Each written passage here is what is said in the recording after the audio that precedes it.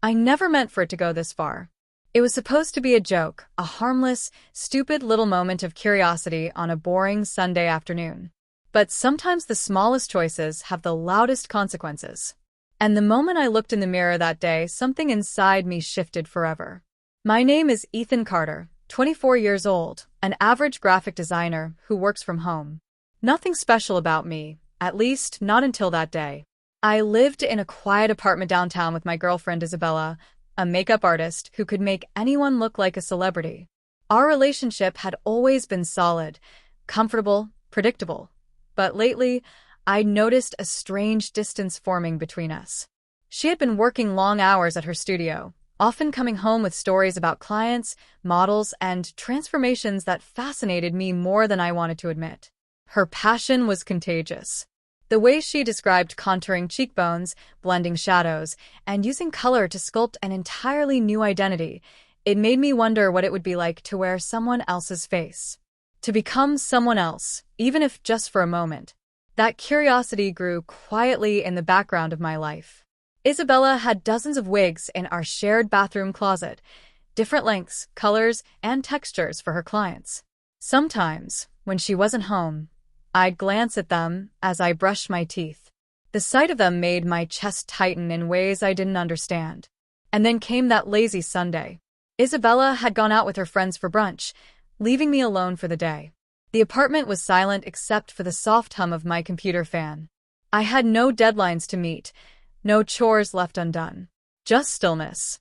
I don't remember the exact moment I decided to open the closet door. Maybe it was boredom. Maybe it was the echo of Isabella's laughter as she left. Or maybe it was something deeper. Something that had always been there, waiting for me to stop pretending I didn't notice it. The wigs were arranged neatly on mannequin heads.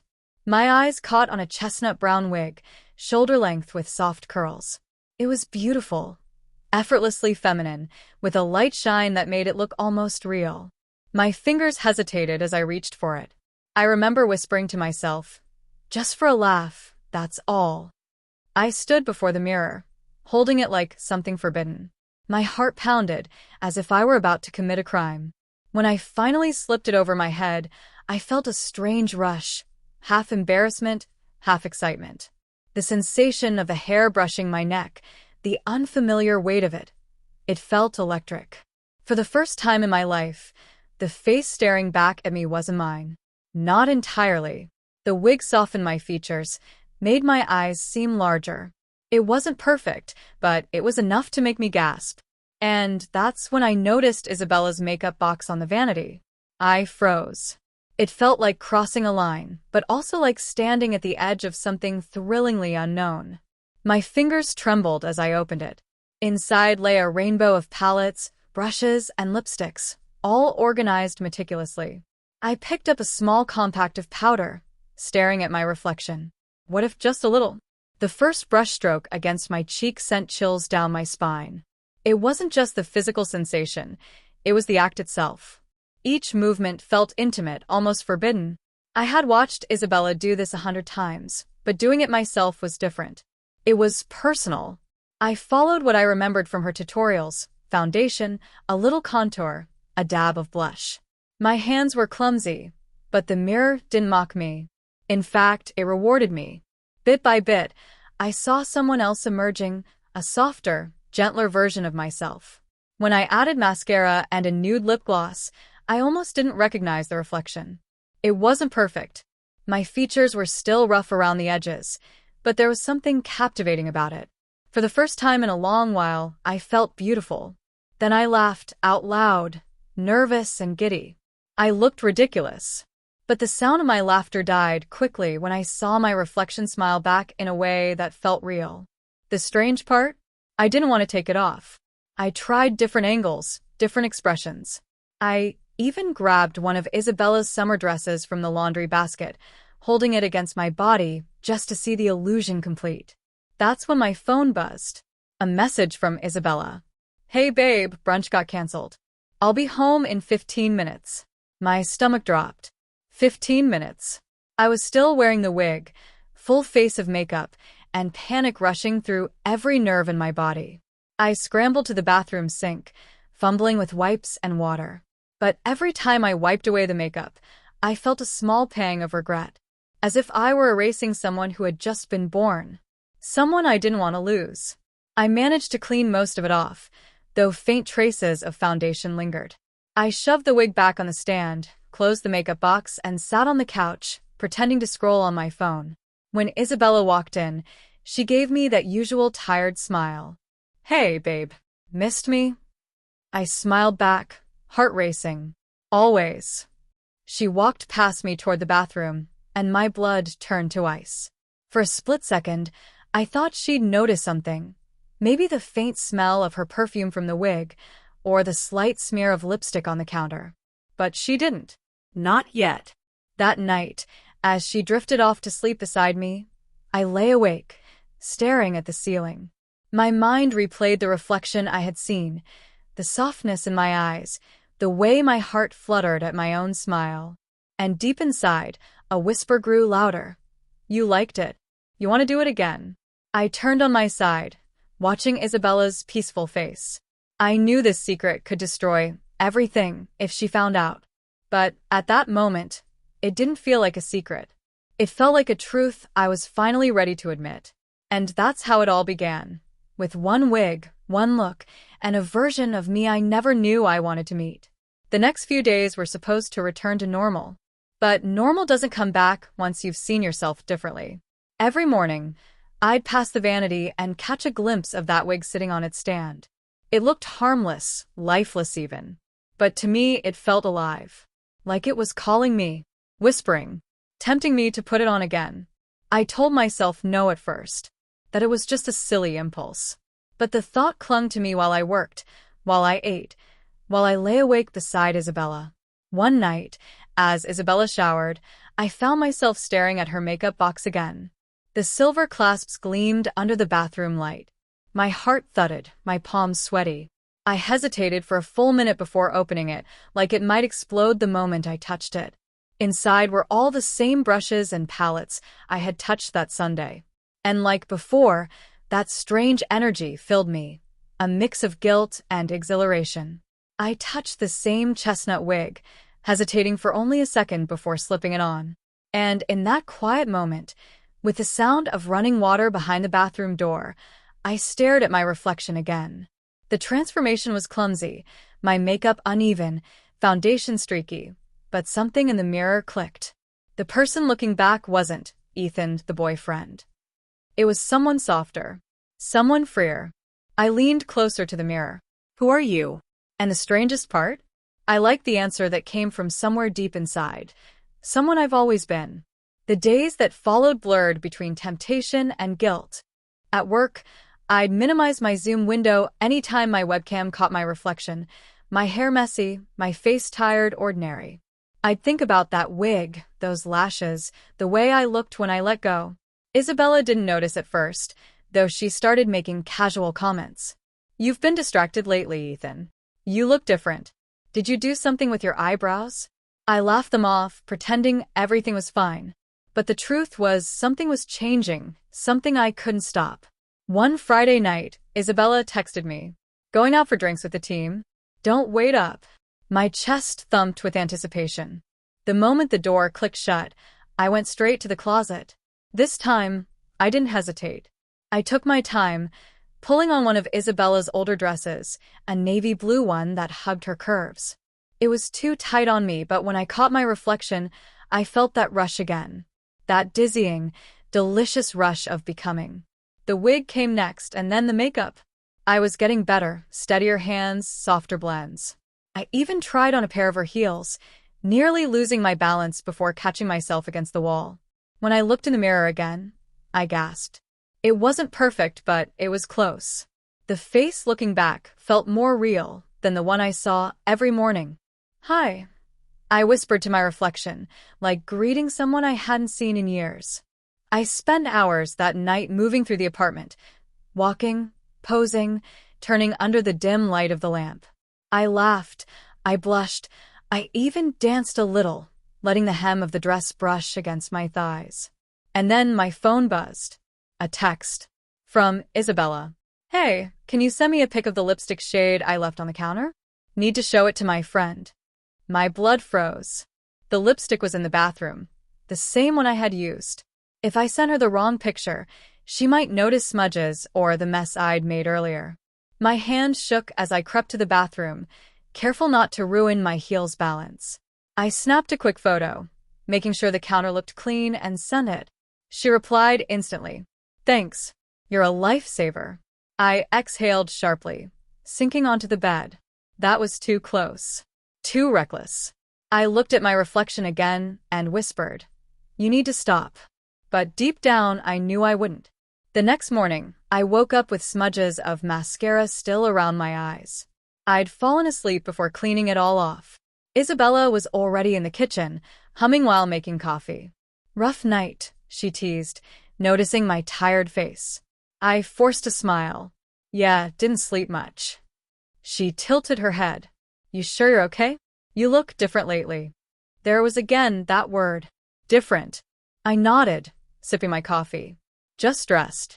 She didn't press further, but her eyes lingered a second too long. As days passed, my secret nights became more frequent. It wasn't just curiosity anymore, it was need. Whenever I looked in the mirror as Ethan, something felt missing.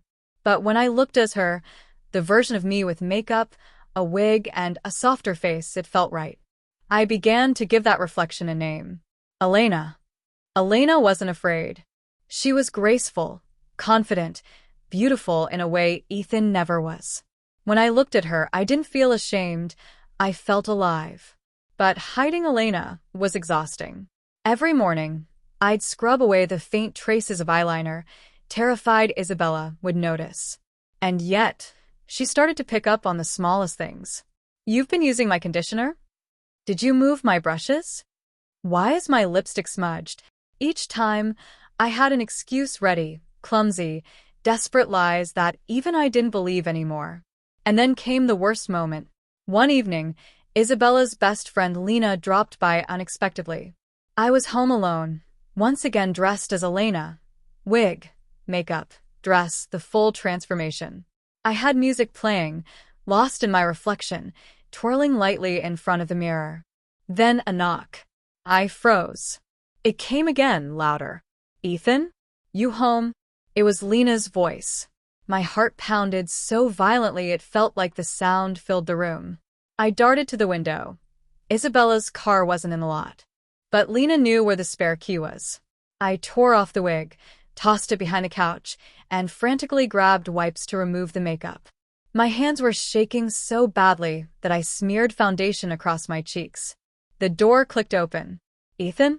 I dashed into the bathroom, pretending to have just stepped out of the shower. When I came out, towel around my neck, Lena was standing in the living room, right next to the couch. My heart dropped. She looked around, puzzled. Weird. I thought I heard music. Oh, yeah, I stammered.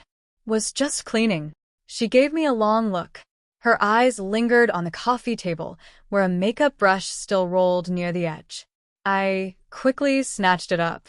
Isabella left that. Aha. She didn't say more, but her expression was unreadable. When she finally left, I collapsed onto the couch, drenched in sweat. My pulse was still racing. That night, I couldn't sleep. The image of her eyes, sharp, suspicious, burned in my mind. If Lena told Isabella what she saw, everything could unravel. But even with that fear clawing at me, I couldn't deny it anymore. I didn't want to stop being Elena. In fact, I wanted to be seen as her. Over the next week, I took photos just for myself. Selfies as Elena. Smiling. Posing. Testing light. One of those photos accidentally uploaded to my workgroup chat instead of my private folder. My stomach dropped when I saw it. But before I could delete it, a coworker replied. Who's that? She's gorgeous. Another chimed in. Wait, seriously, who is she? I froze. No one recognized me. Not a single person. The comments kept coming, compliments, emojis, even one asking if she was my new girlfriend. I stared at the screen, trembling. They thought I, Ethan, was dating Elena. And for some reason, I didn't correct them. That's how it started. One wig. One photo. One lie that grew into something dangerous and intoxicating. Because for the first time in my life, everyone thought I was beautiful. Not Ethan, the quiet designer, but Elena, the girl who didn't even exist. And maybe, just maybe, I wanted her to exist more than I wanted to be me. It started as a harmless lie. But harmless lies grow teeth when you feed them long enough. Days passed, and Elena began to take on a life of her own. Online, she was adored. At work, she was the mystery girl dating Ethan. And in my reflection, she was the only version of me that felt real. But the more Elena thrived, the more Ethan faded. One evening, Isabella was curled up on the couch, scrolling through her phone, when she said it casually. "Hey, babe, weird question. Do you know a girl named Elena?" My heart stopped. The air thickened around me. Elena? Yeah, she said, frowning slightly. Someone sent me a photo of her from her coworker's Instagram story. Apparently, she's your girlfriend. She laughed softly. They must have gotten it wrong. I froze, words tangled in my throat. I leaned over, pretending to look curious. On her phone was a reposted version of my own photo, Elena's face staring back at me, lips glossy, eyes bright. That same coy smile I thought no one would ever see. For a heartbeat, the world tilted. I heard myself say, "Oh, yeah, that's ridiculous. Just some misunderstanding." But Isabella was still looking at the picture, her brow creased. "She looks familiar.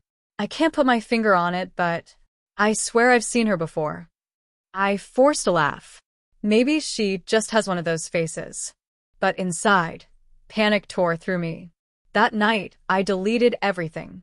The photos, the videos, the messages, gone. Elena had to die before she killed me. But as I stared at the empty folder, a sharp ache hollowed out my chest. Without her, I felt invisible again. I turned toward the mirror, expecting to see my tired face, but for a moment, I could almost see her there. Standing behind me, smiling. I blinked hard. Gone. But the echo of her confidence stayed.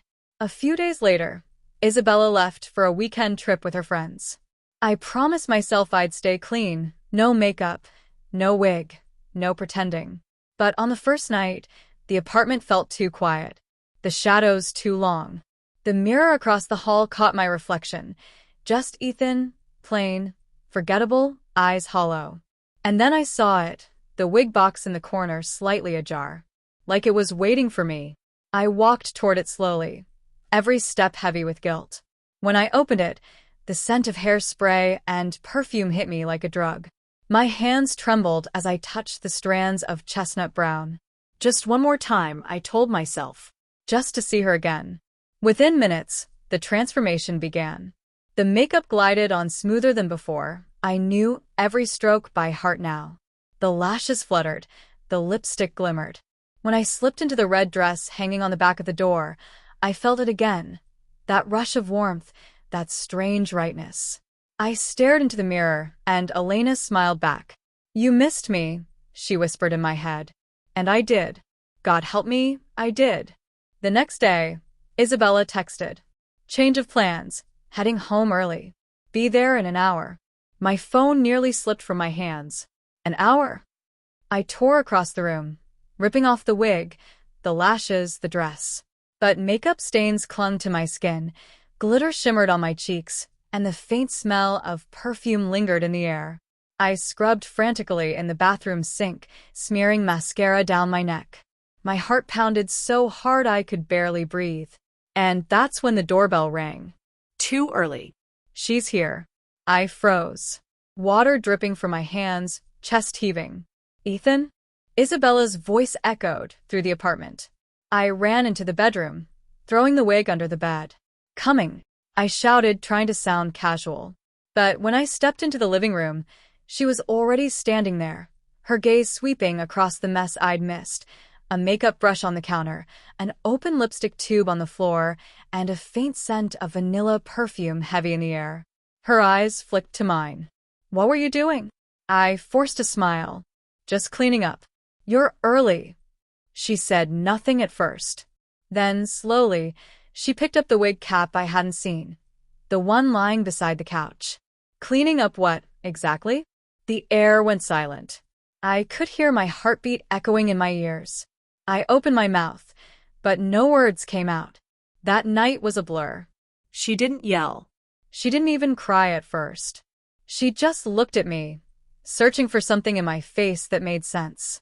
Ethan, just tell me. Why?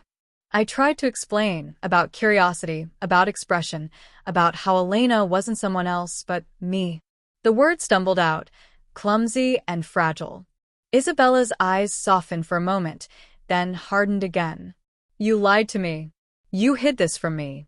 I didn't mean to. You dressed up in my things, used my makeup, lied about who you were. Her voice cracked. Tears welled in her eyes. Was I not enough for you? That question shattered me. Because the truth was she was enough.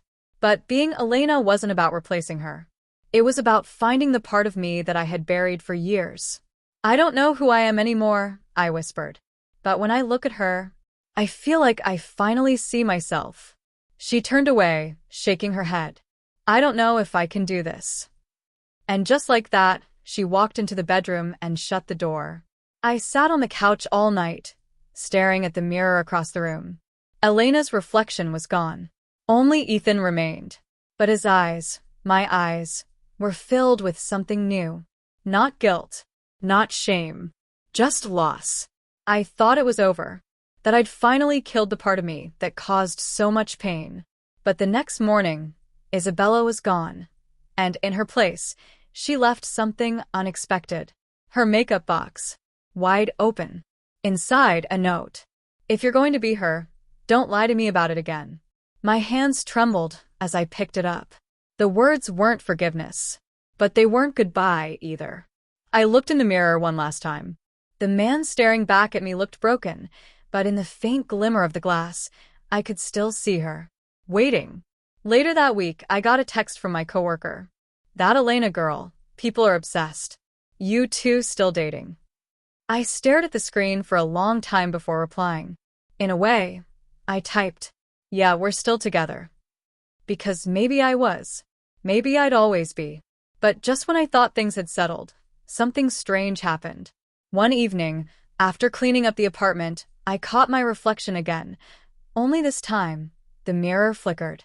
For a second, I saw her, Elena, standing right behind me, smiling. I turned around. Nothing. But when I faced the mirror again, she winked, and the glass cracked. The mirror crack ran like a scar down the middle of my reflection.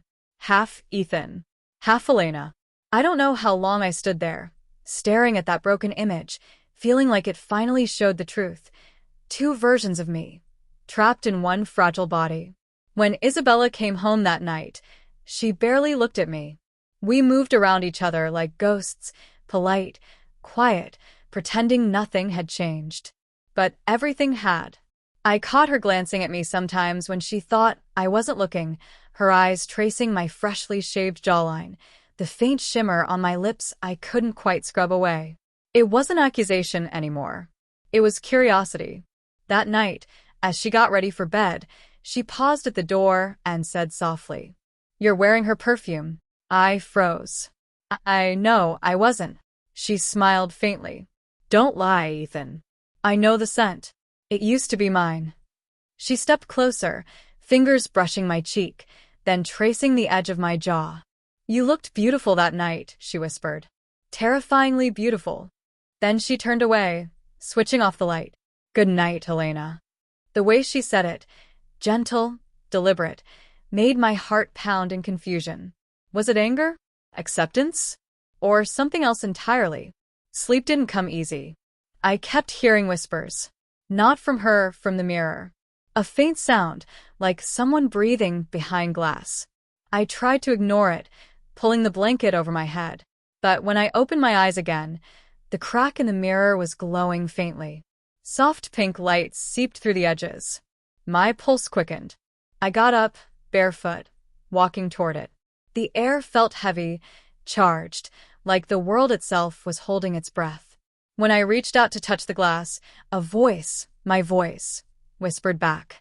You don't have to hide anymore. The reflection smiled. And for the first time, She moved independently of me. My hand trembled. "Elena?" I whispered. She tilted her head. "You called me," she said softly. "You wanted me back." No, I didn't. But I did. Deep down, I'd been begging for it. "You tried to erase me," she said, her smile fading. "But I'm still here. I'll always be here." The crack in the mirror widened, splintering into glowing lines that spread across the glass like veins of fire. I stumbled back, heart hammering. The air shimmered, and then, in one sharp flash, she stepped out.